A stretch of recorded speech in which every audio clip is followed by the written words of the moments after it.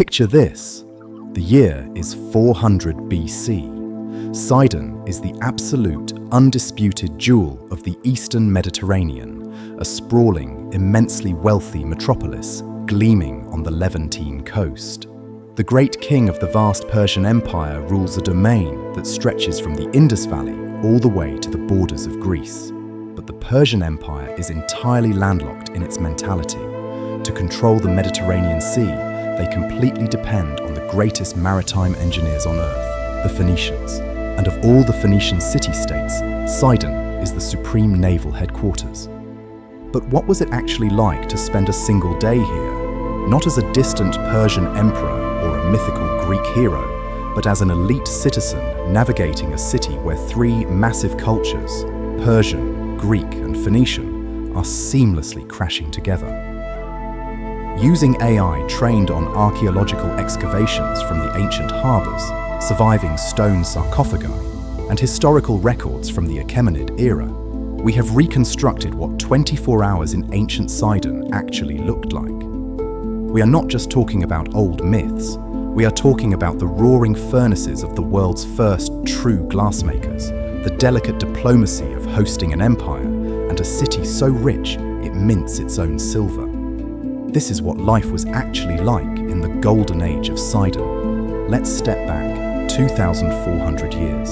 Dawn. The sun rises over the snow-capped peaks of the Mount Lebanon range, and Sidon is already moving. You are standing on the balcony of a sprawling, multi-story limestone villa overlooking the massive northern harbour. You are not a common sailor.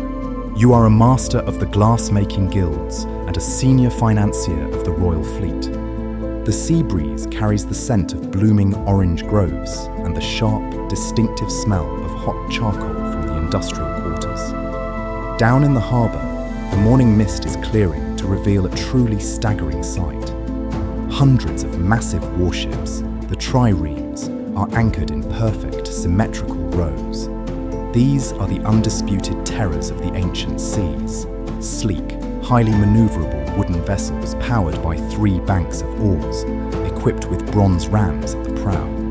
The Persian Empire pays for them, but it is Sidonian wood, Sidonian engineering, and Sidonian captains that make them move. You watch the crews loading heavy clay amphorae of fresh water and olive oil, preparing for patrol. By the time the sun is fully up, you leave your villa and head toward the southern industrial district. While neighbouring Tyre is famous for its purple dye, Sidon has mastered an entirely different, incredibly lucrative technology. You enter the massive domed workshops of the glassmakers. The heat inside is intense, radiating from the roaring clay brick furnaces. For centuries, glass was incredibly rare, mostly carved from cold, solid blocks or treated like semi-precious stone. But the artisans of Sidon have perfected the technique of core forming. You watch as a master craftsman dips a rod coated in a mixture of clay and dung into a crucible of glowing, molten glass. He pulls it out, the molten liquid glowing bright orange, and rapidly rolls it across a smooth stone slab. With incredible precision, he trails thin threads of bright yellow and deep blue glass around the vessel, using a bronze tool to drag the threads into stunning, feather-like zigzag patterns. When the glass cools, the clay core is scraped out, leaving a perfectly hollow, brilliantly coloured luxury perfume bottle. These small, exquisite vessels are the most highly sought-after luxury goods in the ancient world. You are inspecting the inventory that will be shipped to the noble women of Athens, the elite palaces of Persepolis, and the deep, mysterious markets of the Arabian Peninsula. You are turning the very sand of the Levantine beaches into pure, undeniable wealth. By mid-morning, you leave the roar of the furnaces and head to the Royal Palace complex. Sidon operates under a fascinating political reality. You have your own local king, King Baal-Shalom II, but he technically answers to the Persian satrap, the provincial governor appointed by the great King Artaxerxes. It is a brilliant, high-stakes dance of diplomacy. You enter the grand audience hall. The architecture is a breathtaking fusion. The massive cedar columns echo the ancient Canaanite styles, but the stone capitals are carved with the iconic twin-headed Persian bulls. The king of Sidon is meeting with the Persian satrap, and you are there to present the ledgers of the royal fleet. The satrap, dressed in flowing, brightly coloured median robes and heavy gold jewellery, sits opposite your king. The Persian demands 20 new triremes for an upcoming campaign against rebellious forces in Egypt. King Ba'al-Shilam does not simply bow and accept. He is a king who controls the greatest navy on earth, and he knows his leverage. He negotiates. He agrees to build the ships, but in return, he secures massive tax exemptions for the merchant fleets of Sidon and exclusive trading rights in the Aegean Sea. It is a moment of profound, peaceful assertion. The Persians have the endless land armies, but without the Sidonians, they cannot even cross a narrow strait. You stand quietly, recording the agreement on a crisp sheet of papyrus. You are witnessing a vassal state that essentially holds its master by the purse strings. By noon, you step out of the palace and into the bustling central markets. The streets are paved, wide, and impeccably clean. The wealth of Sidon is staggering, and it is most visible right here in the hands of the merchants. Unlike the ancient barter systems of the past, Sidon has fully embraced the cutting edge of global finance, coinage. You stop at a money changer's stall to inspect the newly minted currency. The king has recently begun minting the city's own heavy silver double shekels. You pick one up. It is thick, heavy, and cool to the touch. On one side, it features an incredibly detailed engraving of a Sidonian war galley riding the waves. On the other side is the image of the Persian king riding in a chariot, followed by the king of Sidon. It is a masterpiece of political propaganda stamped into pure silver, instantly recognized and accepted in every port from Carthage to the Black Sea. You use these coins to finalize a massive purchase of imported Egyptian linen. The transaction is swift, precise, and highly regulated by the market overseas. By afternoon, the commercial intensity of the city fades as you embark on a short journey outside the massive city walls. You ride a beautifully decorated horse-drawn chariot a few miles north, following the lush green banks of the Awali River. You are heading to the religious heart of the Sidonian people, the Temple of Eshmun. Eshmun is the patron god of Sidon, a deity of healing, rejuvenation, and the spring waters. The temple complex is a sprawling, magnificent sanctuary built directly into the lush hillsides. It features massive stone terraces, monumental staircases, and sacred pools fed by pure, crystal-clear mountain springs. You walk through the shaded groves of the sanctuary.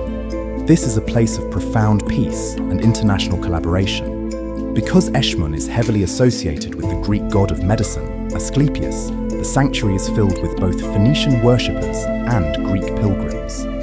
You see master Greek sculptors from the Ionian coast working alongside local Sidonian stonemasons.